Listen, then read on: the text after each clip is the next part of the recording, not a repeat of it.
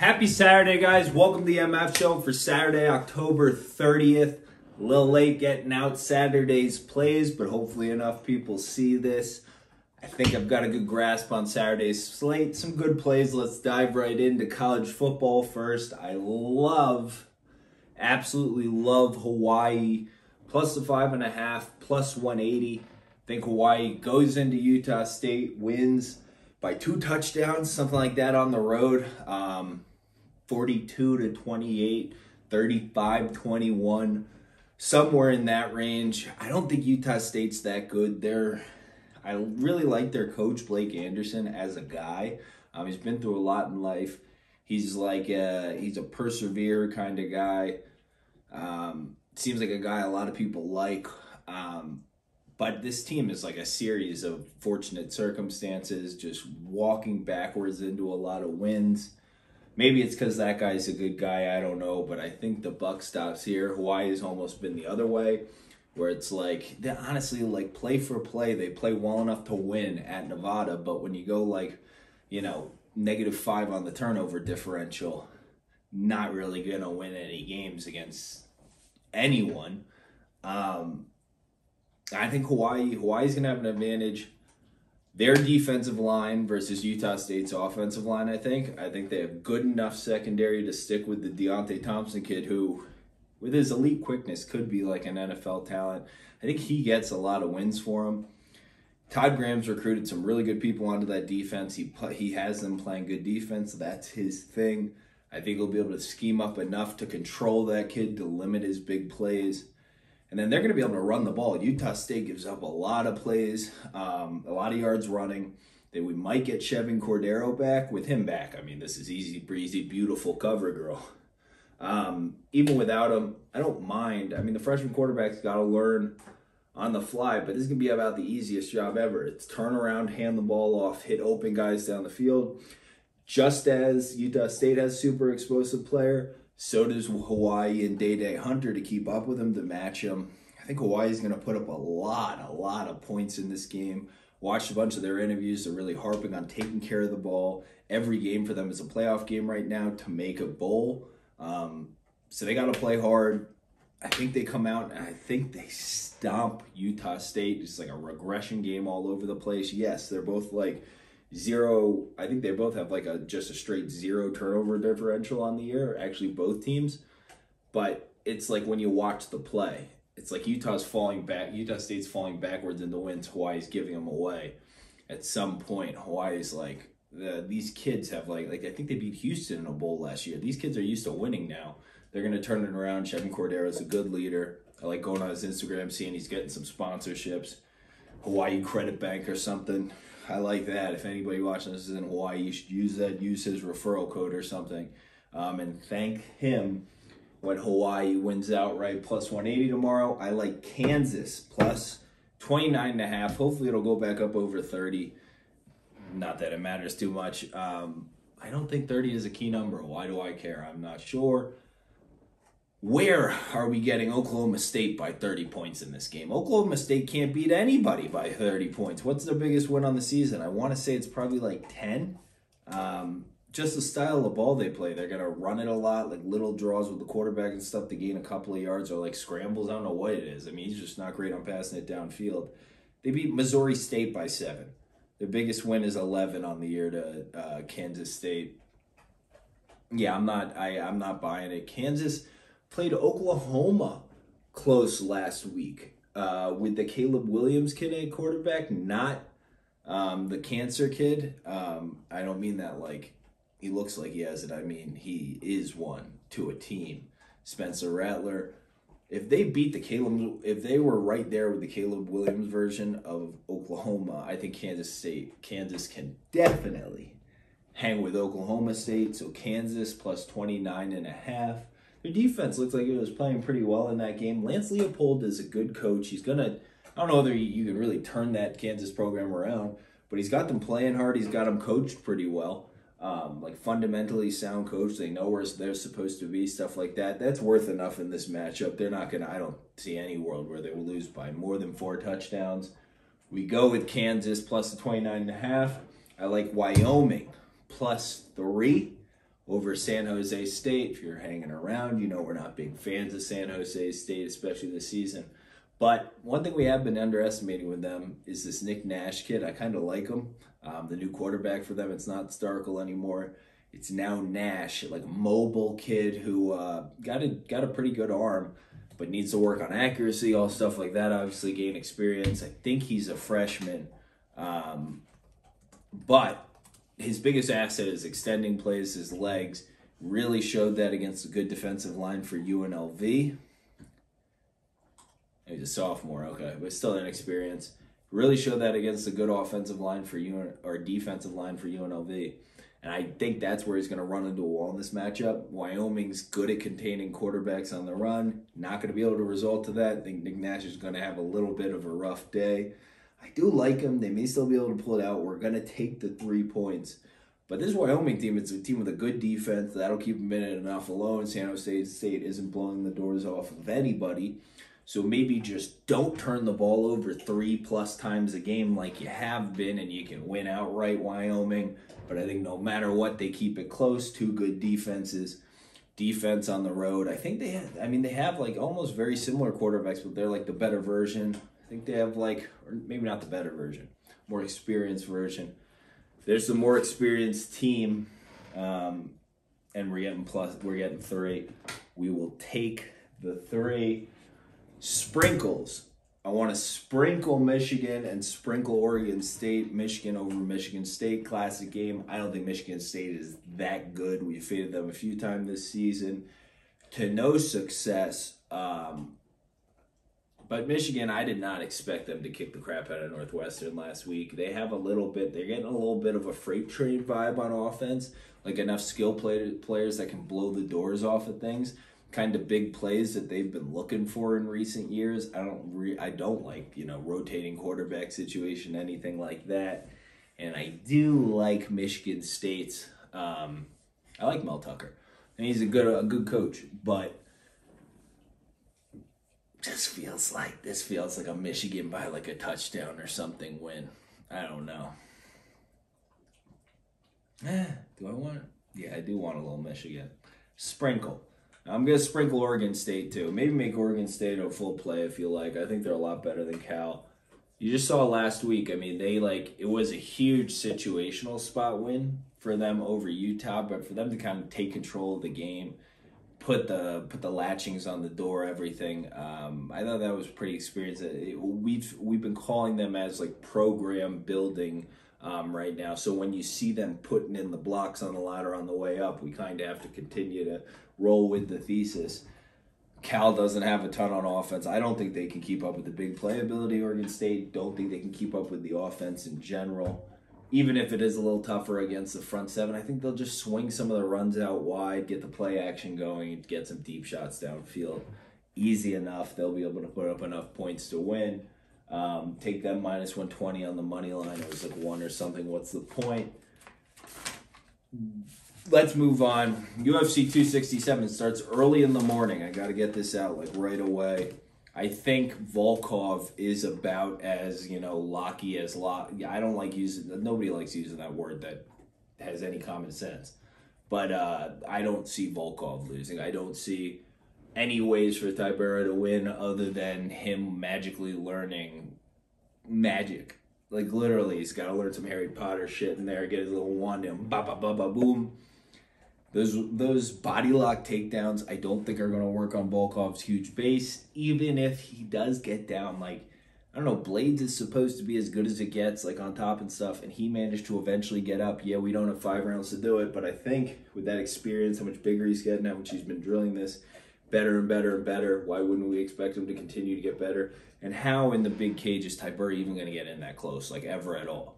I honestly don't think I don't think he's ever even going to get clinch situations, to be completely honest. Volkov's so good at keeping range. You saw how scared Gon was to come in and stuff, and how long it took him to come in and stuff. Tybura is he's just fought like a series of the easiest competition ever, and that's why people think he's kind of turned it around. I mean, his last 5 opponents, it's crazy that people are giving so much stock into Walt Harris, Greg Hardy, Ben Rothwell, Maxine Grishin, like a light heavyweight, and Sergey Spivak, who was like, it was like his first fight in the UFC. I mean, how are we?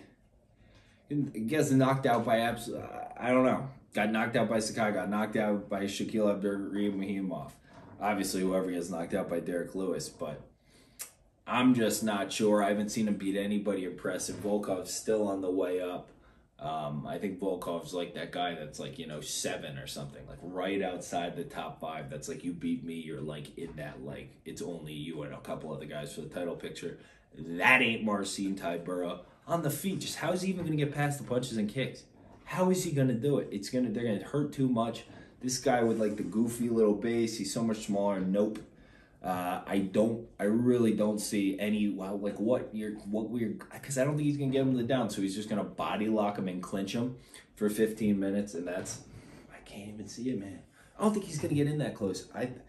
I think he's going to finish him. I think he's going to finish him relatively early. I think it's going to be like 2 minutes. It doesn't even look like these people should be in the same octagon, and he just floors Tybura. Paying up to the minus 300 or whatever it is now is fine. It's fine because the implied odd, it should be like, like 95% or something. Like something absurd where it's like just like disrespectfully high odds for like, this is the minus 1,000. You want a minus 1,000, this is it. With Volkov, you want your little parlay freaks that were just like putting all this crap together, put him as in all of them because Volkov's not losing.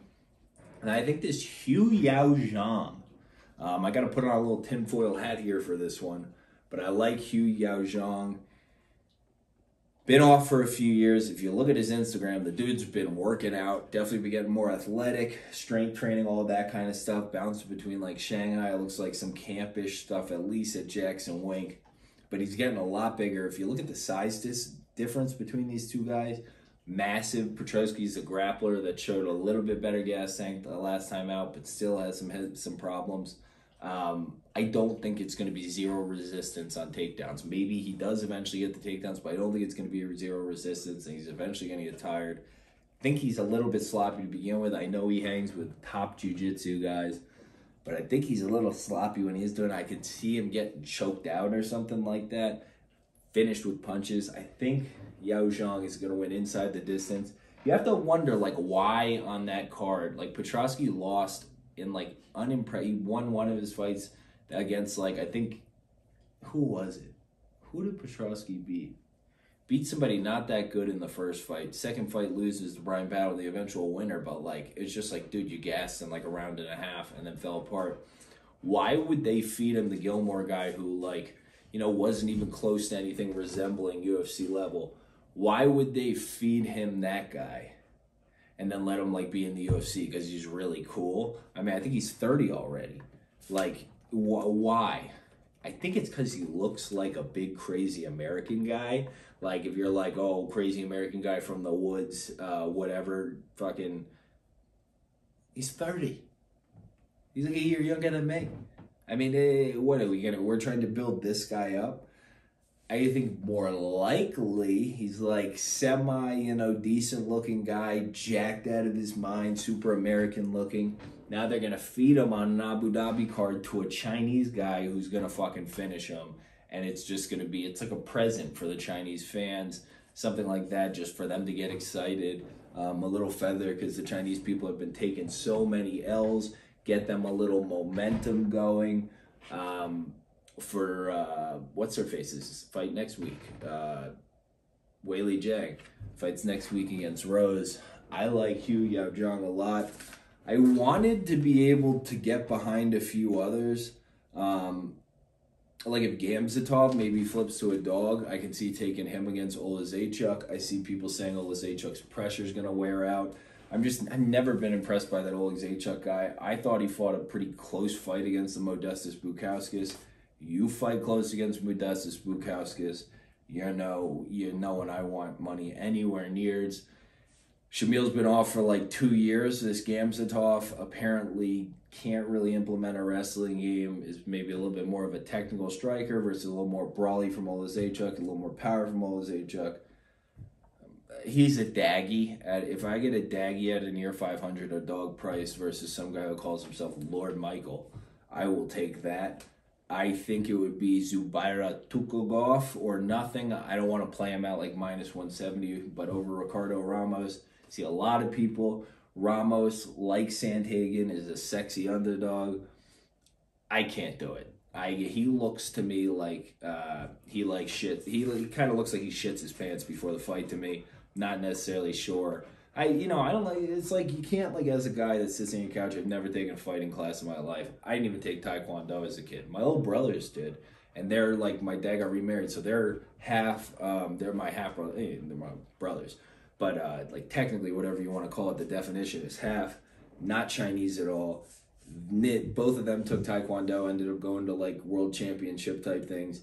I didn't even take Taekwondo, and I'm the half Chinese one. What it makes no sense, right? Where did that come from? That story have to do with anything? It had to do with Ramos. Oh, people like me saying like, never known shit, saying like the guy doesn't really look like he's like maybe built for the cage, for that kind of thing. But Ramos doesn't look like he likes getting hit to me. He's been knocked out a bunch of times. I don't know. It's seemingly overrated. Like people say he's like an up-and-coming prospect or something. He's beat nobody to me. Bill Algeo just laid on him. Garagori has some of the lowest fight IQ I've ever seen in my life. Goes to a decision with Journey Newson. I mean, you just out-grapple an old guy in Kung Ho Kang. I mean, Zahabi is not impressing me. You got KO'd by Saeed Nurmagomedov, KO'd by Lerone Murphy, already got KO'd by somebody in this camp. I feel like Zubaira looks a little better on his Instagram and stuff. Looks like maybe he's slimmed down a little bit. Has been working on his cardio. I think he's going to ice Ramos. I think he's going to put him out cold. His boxing is a lot better. Ramos is hittable. Ramos is just going to have to hang on him and hopefully wear him out late in the fight. I think Zubaira is just going to completely piece him up on the feet. I think the boxing situation could be really bad. I think he's going to ice him out cold. It's going to be like a fun, moment for the crowd. Zubaira gets his moment. Hasn't really had much of an UFC career. No special moments or anything. These are all like split decisions. He finished Kevin Aguilar. That was kind of Kevin Aguilar on his way out. This is his next moment. I look at him. I mean, he's got losses to Dawodu. I thought he lost the Lerone Murphy fight, but I'm high on him. And then Renato Moicano. So, I mean, if you're going to lose to them, I feel like he's a much better fighter than Ramos. It's going to show here there's a reason why their camp's been tracking down Ramos and they want to keep this fight. Because they can just say, let's move on if not. They want this fight because they know they're going to beat Ramos. Maybe I should end up nibbling on Tukhugov. We'll see. I don't know on Ribas Jandaroba. Could see it going either way, but I kind of think they're probably going to get Ribas the win, right? I mean, you can't really have her lose 2 fights in a row. If she loses 2 fights in a row, I think we absolutely have to, people will be down on her, be like, oh, she's nothing. We have to hammer Ribas if she loses this fight next time. Because they're not going to, Ribas, they're going to get her out of the UFC. By far the best looking girl in the UFC. You got to keep her. So we'll keep our eyes on that. I don't think we want to pay juice to bet Amanda Ribas, right? We have much better opportunities. Just put it on Hawaii money line. Little afraid of Volkan. I would be on Volkan or nothing against Ankalaev. I know that Volkan backs up, does kind of back up straight, kind of hittable. That left check hook from Ankalaev, we have to fade that. But otherwise, I think Ankalaev's pretty heavy on the front foot. We can attack with the leg kicks. Our feet are gonna be much quicker, better footwork. Might be a thing where we can just experience masterclass him here. Everybody else is sold on Ankalaev. I'm not. I think maybe even we can wrestle. Oezdemir can wrestle in this situation, get him on his back foot and wrestle him, clinch him. I am a little worried that Yuri sent Oezdemir to the Shadow Realm because I was a little fucked up. But people are saying the time off or whatever. It's good to have the time off after you get Shadow Realm. You need a year plus to come back. You can't be like Rosenstrike and come back earlier. You need the time for your brain to recover, for your confidence to recover, everything. I can't buy into Ankalaev solely based on the fact I think Paul Craig probably has his jiu-jitsu seems to be super next level, and combined with his just pure strength, you can tell he's an unbelievably strong guy. I'm sure it is unbelievably painful, unbelievably anything, when you're in his guard, when you're in one of his submissions, it's probably the worst thing ever. How do you tap with a second left to go on a fight? That makes literally no sense to me. 1 second left to go on a fight and you tap. How can you have that little awareness? How can you have that little whatever it's called? But that's as big a red flag as it gets when people are talking about that guy as like a title contender. Can't do it. I'm on Oezdemir or nothing. I can't quite take him because of that left chuck hook. Could be a serious problem. But I think the value's on his side. It's got to be. Ankalaev hasn't really faced a level of competition where I'm anointing him what he is. He went to the third round with Dolchalungi and Bula. Like, come on now. Hooker against Makhachev, not going to talk about it. I'm not going to talk about Gamzatov versus Li Jingliang. Although I am quite invested, I must say, in Gamzatov over Li Jingliang. Got like a 1 of 25 Gamzatov that's worth quite a bit. That we pulled when we went through that little weirdo card thing stage that I'm already over. That was fun. Thank God I spent fucking good thing spending high five figures on, not high five figures at least. Who spends 5 figures on trading cards where you don't even know it? You don't pay. Move on, Jake. Move on. Everybody makes mistakes.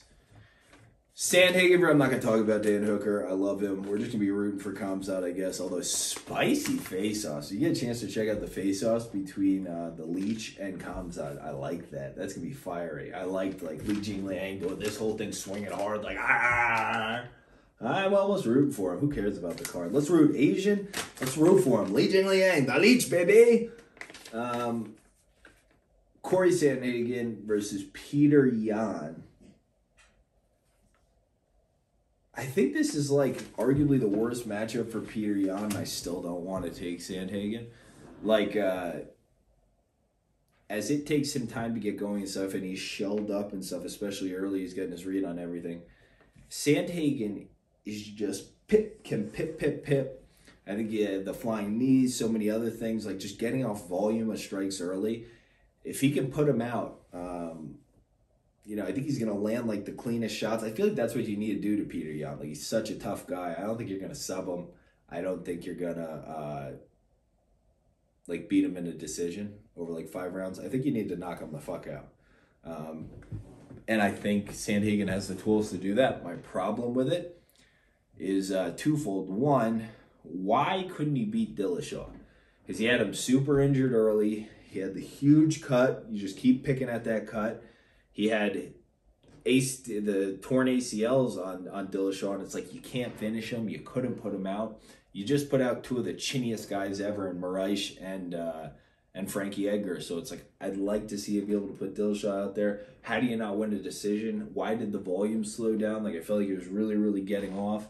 And then he slowed the volume down, and I think a lot of it was that he's a gangly-ass dude, and you can't really keep up that ridiculous output with that much of a weight cut, and you're that skinny. You got lanky. It's a lot to carry those things around, to whip them so many times.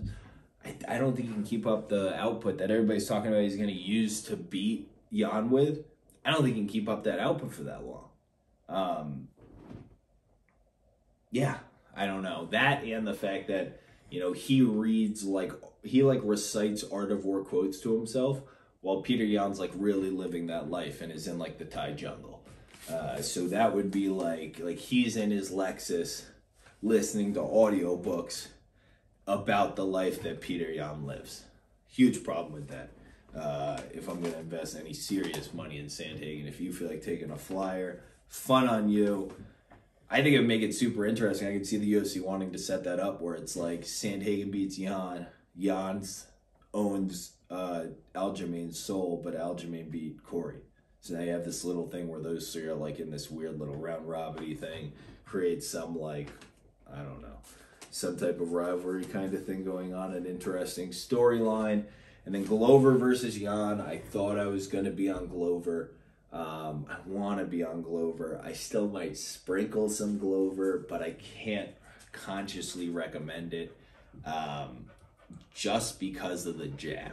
I can find answers to everything else because I really want it. I thought Yan looked like, if you watch the embedded stuff like that, I feel like he seems like he's really overthinking things a lot this week. He's like, hey, I need my wife and kid to be away from me. All these things, I'm bringing them, but I'm taking all these precautions, all these things.